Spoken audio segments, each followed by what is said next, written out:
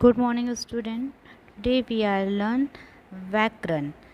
व्याकरणमध्ये आपण शिकणार आहोत क्रिया विशेषण अव्यय म्हणजे ॲडवर्ब. तर आपण पाहूया क्रिया विशेषण अव्यय म्हणजे ॲडवर्ब. पुढच्या वर्षी आपण पाहिल्या शब्दाच्या आडजाती आहेत, त्यांना दोन विभागात विभागले गेलेले आहेत, जसे विकारी शब्द आणि अविकारी शब्द. तर विकारी शब्दमध्ये नाम, सर्वनाम, विशेषण आणि क्रियापद, आणि अविकारी शब्द यात क्रिया विशेषण, शब्दयोगी, उभयान्वयी आणि केवल प्रयोगी. समझ में आया आपको? शब्द की 8 जातियां हैं और 8 जातियों को 2 भागों में विभाजित किया गया है. तो पहला है विकारी शब्द, दूसरा है अविकारी शब्द. और विकारी शब्द में क्या क्या है? नाम, सर्वनाम, विशेषण और क्रियापद. जबकि अविकारी शब्द में है क्रिया विशेषण, शब्दयोगी, उभयान्वयी, केवल प्रयोगी, अव्यय. तो हम पहले जो लास्ट ईयर पढ़ा है उसका थोड़ा सा रिवीजन कर लेंगे. तर आपण पाहूया. फर्स्ट ऑफ ऑल, नाम. प्रत्यक्षात किंवा काल्पनिक वस्तूचे किंवा गुणाचे जे नाव असते त्याला नाम म्हणतात. प्रत्यक्ष में मतलब जो हमें दिखाई दे रहा है, या काल्पनिक. काल्पनिक बोले तो स्वर्ग. स्वर्ग किसी ने देखा नहीं है फिर भी हम बोलते हैं कि यह स्वर्ग है, तो ये हो गया काल्पनिक नाम. या किसी भी वस्तु को दिया जाने वाला जो नेम होता है उसे नाम कहा जाता है. उदाहरण के लिए दिया है रमेश, मुलगा, परी, धैर्य, गोडी, फूल इत्यादि. ओके. देन सर्वनाम. नामाऐवजी जो शब्द येतो त्याला सर्वनाम म्हणतात. इट मीन्स नाम के जगह में यदि कोई दूसरा शब्द यूज किया जाता है तो उसे सर्वनाम कहते हैं. फॉर एग्ज़ाम्पल, मी, आम्ही, तू, तुम्ही, तो, ती, ते, हा, हे, आपण, स्वतः इत्यादि. उसी प्रकार से थर्ड नंबर पे है विशेषण. जो शब्द नामाबद्दल विशेष माहिती सांगतो त्याला विशेषण म्हणतात. इसका जो डेफिनेशन है ये बता रहा है कि नाम के संदर्भ में, है ना, जो नाउन के संदर्भ में जो वर्ड है हमें विशेष जानकारी देता है उसे क्या कहा जाता है? विशेषण कहा जाता है. एग्जाम्पल के लिए है चांगला, गोड, हिरवा, चौपट, त्याचा इत्यादि. क्रियापद. क्रियापद वाक्याचा अर्थ पूर्ण करणाऱ्या क्रियावाचक शब्दाला क्रियापद म्हणतात. मतलब जिससे वाक्य की पूर्णता होती है. जैसे मैंने खाया. अभी क्या खाया कुछ नहीं पता है ना, मैंने खाना खाया, तो जो शब्द है लास्ट में खाया, यह वाक्य को पूरा करता है.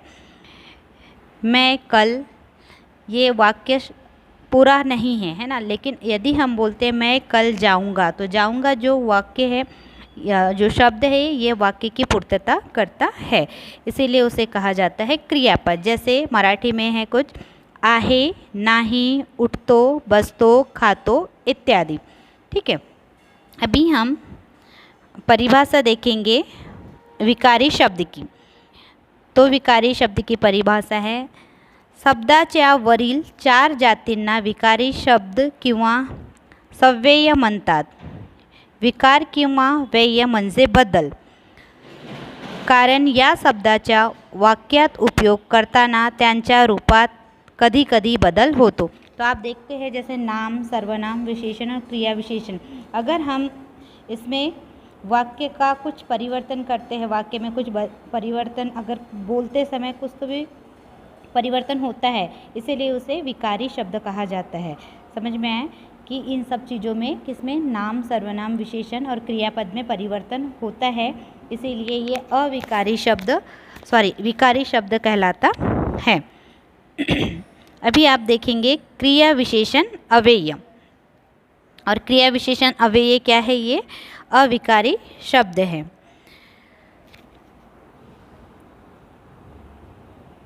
तो क्रिया विशेषण शब्द यानी क्या? इसमें आप कुछ एग्जाम्पल देखेंगे. पुढील वाक्यात अधोरेखित शब्दांकडे नीट लक्ष द्या. इस संदर्भ में पढ़ा रही मैं. आप देखेंगे शीतल दररोज अभ्यास करते। अब क्रियापद क्या है यहाँ पे? करते। शीतल नाम हो गया, दररोज यह है क्रिया विशेषण।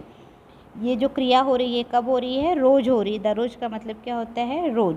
तो शीतल कब पढ़ाई करती है? दररोज। ठीक है, तर शीतल अभ्यास दररोज अभ्यास करते। तो जो दररोज है इसके नीचे अंडरलाइन है, इसका मतलब ये है, ये क्रिया विशेषण अव्यय है। सेकंड है घरापासून माझी शाळा जवळ आहे। घरापासून माझी शाळा कशी आहे? जवळ आहे। ठीक है, तो ये जो जवळ शब्द है ये होगा क्रिया विशेषण। फिर है थर्ड नंबर पाऊस जोरात आला। पाऊस कसा आला? जोरात आला। तो जो जोरात है ये है क्रिया विशेषण। आने की क्रिया हो रही है, वो कैसे हो रही है? जोर से हो रही है। ठीक है, और यहाँ क्रियापद क्या है? आला। फोर्थ नंबर मला माझी शाळा खूप आवडते। अब मला माझी शाळा खूप आवडते, तो मला क्या हो जाता? हमने अभी पढ़ा था सर्वनाम हो जाएगा मला, माझी, ये दोनों सर्वनाम है। शाळा एक नाम है। उसके बाद खूब, खूब क्या हो गया? उसका गुण हो गया आवड़ते, ये हो गया क्रियापद। तो यहाँ पे जो खूब है ये हो गया आपका क्रिया विशेषण अव्यय। वरील वाक्यातील अधोरेखित शब्द त्या त्या क्रियापदाविषयी विशेष माहिती सांगतात। कधी ते पहा। अभी देखेंगे अभ्यास कधी करते? तर दररोज। शाळा कुठे आहे? जवळ आहे। पाऊस कसा आला? जोरात आला। शाळा किती आवडते? खूप आवडते। तो क्रिया विशेषण अव्यय की डेफिनेशन मतलब परिभाषा क्या बनेगी? क्रियापदाविषयी विशेष माहिती सांगणाऱ्या अविकारी शब्दाला क्रिया विशेषण अव्यय म्हणतात। तो आपको ये याद रखना है, क्या याद रखना है? क्रियापदाविशेष विशेष माहिती सांगणाऱ्या शब्दाला क्रिया विशेषण म्हणतात, है ना। क्रियापद, क्रियापद है ना, आखिरी का जो शब्द जो पूरा होता है उसे क्रियापद कहते हैं। तो उसके बारे में जो शब्द विशेष माहिती या जानकारी देता है उसे क्रिया विशेषण अव्यय कहते हैं। ठीक है, तो आपको लिखते समय यहाँ तक ही लिखना है, परिभाषा लिखना है इसके सामने, ऐसा परिभाषा लिखेंगे और परिभाषा देने के बाद एरो करेंगे और एरो करने के बाद, ठीक है, ये लिखना क्रियापदाविषयी विशेष माहिती सांगणाऱ्या अविकारी शब्दाला क्रिया विशेषण अव्यय म्हणतात। यहाँ तक के ही लिखना है आपको। ओके, फिर अब क्रिया विशेषण अव्ययाचे प्रकार, अब इसके भी कुछ भेद दिए हैं क्रिया विशेषण अव्यय के। तर क्रिया विशेषण अव्ययाचे मुख्य 4 प्रकार आहेत।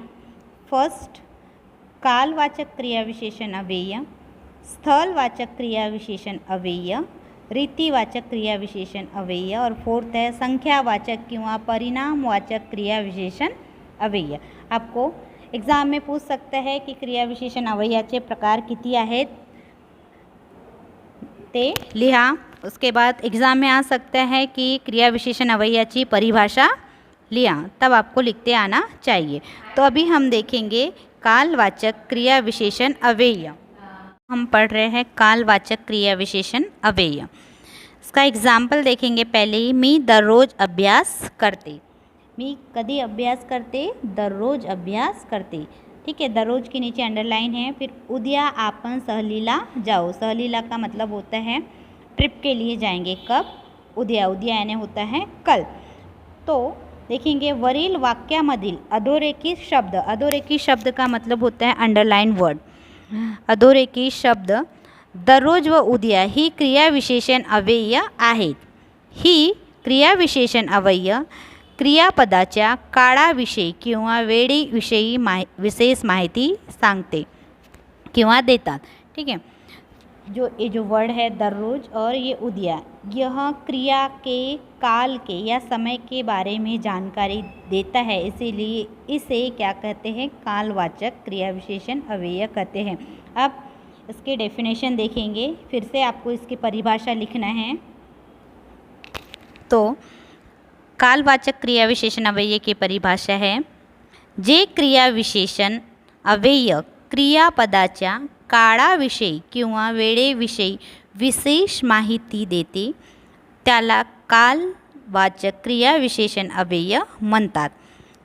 ठीक है, परिभाषा से ही आपको समझ में आ जाएगा की जे क्रिया विशेषण अव्यय क्रियापदाच्या काळाविषयी। अब क्रियापद यहाँ पे देखा करतो, अभ्यास करतो, कब कर रहा है, हर रोज़, है ना, दररोज। और सहलीला जाओ, तो ये जो क्रियापद है, क्रियापद की जानकारी देने वाला शब्द है उदिया। कब जाने वाला है, उदिया, मतलब समय और काल। काल पता है ना आपको, वर्तमान काल, भूतकाल, भविष्य काल, इसके बारे में अगर जिस से हमें जानकारी मिलती है तो ये होगा कालवाचक क्रिया विशेषण अव्यय, है ना। पढ़ने की क्रिया हो रही है, अभ्यास, यहाँ अभ्यास क्या है, क्रिया है, कर तो क्रियापद है, मी सर्वनाम हो गया, है ना। और क्रिया कब हो रही है, दररोज, और यहाँ पे उद्या। समझ में आए, म्हणून दररोज व उद्या ही कालवाचक क्रिया विशेषण अव्यय आहे। ठीक है, उसी के साथ साथ देखेंगे हम कालवाचक क्रिया विशेषण अव्ययाची यादी।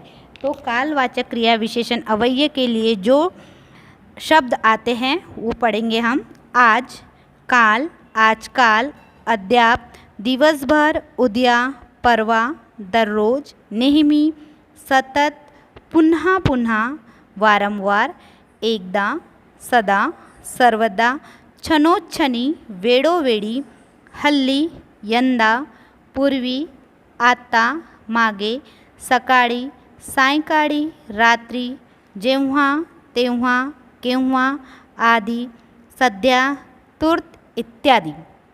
ठीक है, ये जो मैंने आज से लेकर इत्यादि तक या तुर्त तक के जो शब्द पढ़ा, ये सब आते हैं कालवाचक क्रिया विशेषण अव्यय में, क्योंकि यह समय और काल की हमें इन शब्दों से जानकारी मिलती है कि वह कब बोला गया है या कब कहा गया है।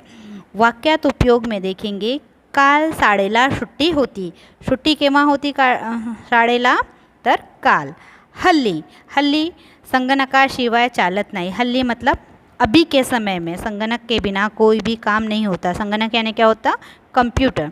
ठीक है, तो यहाँ पे हमारा कालवाचक क्रिया विशेषण अव्यय पूरा होता है। आपको कॉपी में व्यवस्थित लिख लेना है, और जब आप कालवाचक क्रिया विशेषण का हेडिंग देंगे तो नए पेज से स्टार्ट करना है। ओके, उसके बाद हम पढ़ रहे हैं स्थलवाचक क्रिया विशेषण अव्यय।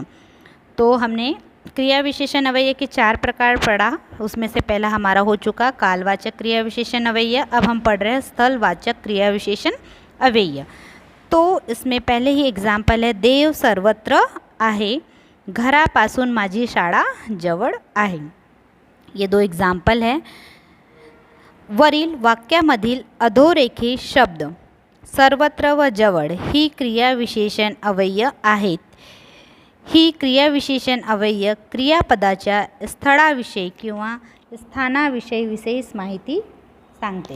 अब ये सर्वत्र और जवळ, यह क्रियापद के स्थल के बारे में, है ना, स्थल यानी क्या होता है, स्थान के बारे में जानकारी देता है, इसीलिए इसे स्थलवाचक क्रिया विशेषण अव्यय कहते हैं। इसकी डेफिनेशन, इट मीन्स परिभाषा है, जे क्रिया विशेषण अव्यय क्रियापदाच्या स्थळाविषयी किंवा स्थानाविषयी विशेष माहिती देते त्याला स्थलवाचक क्रिया विशेषण अव्यय म्हणतात। आपको कहाँ से लिखना है, ये जे से स्टार्ट करना है और म्हणतात तक के ख़त्म करना है। ठीक है, यही डेफिनेशन है, डेफिनेशन के द्वारा ही पता चलता है। एक बार फिर से समझ लेंगे, जे क्रिया विशेषण अव्यय क्रियापदाच्या, जो क्रिया विशेषण अव्यय, ठीक है, क्रियापदाच्या, क्रियापद मतलब लास्ट वाला, स्थलाची किंवा स्थानाची जानकारी देतो, ये स्थान के बारे में जानकारी देता है, त्याला स्थलवाचक क्रिया विशेषण म्हणतात। उसे क्या कहते हैं, स्थलवाचक क्रिया विशेषण कहते हैं। जैसे देव सर्वत्र आहे, देव सर्वत्र मतलब सब तरफ, और घरापासून माझी शाळा कशी आहे, जवळ आहे, पास आहे कि जवळ आहे, जवळ आहे। तो ये जो शब्द है जवळ और सर्वत्र, यह है स्थल की जानकारी देने वाला शब्द। ठीक है, यहाँ तक कि आपको समझ में आया। स्थलवाचक क्रिया विशेषण अव्यय की कुछ यादी है। जो शब्द स्थलवाचक क्रिया विशेषण में अव्यय में आते हैं वो शब्द है येथे तेथे इकडे तिकडे चोहीकडे अलीकडे पलीकडे आत बाहेर खाली वर बाजूला जवळ दूर दुरून लांब मध्ये सभोवती सर्वत्र सभोवार पुढून मागून समोरून इत्यादि। तो आप देखेंगे जितना शब्द मैंने पढ़ा इथे से लेके समोरून तक, ये शब्द स्थल के मतलब कौन सा स्थल बोले तो जगह की जानकारी देते हैं।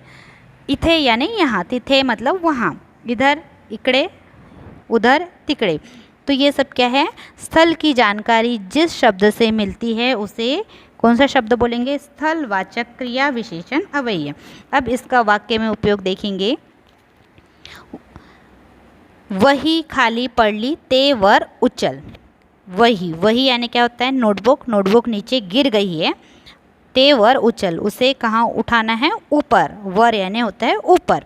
दूसरा है नदीच्या पलीकडे झाड आहे। पलीकडे मतलब उस साइड, नदी के उस तरफ। तो यहाँ पे जगह हमें पता चल रहा है कि झाड़ किस साइड में, नदी के उस साइड में। ठीक है, तो आज के लिए इतना काफ़ी है।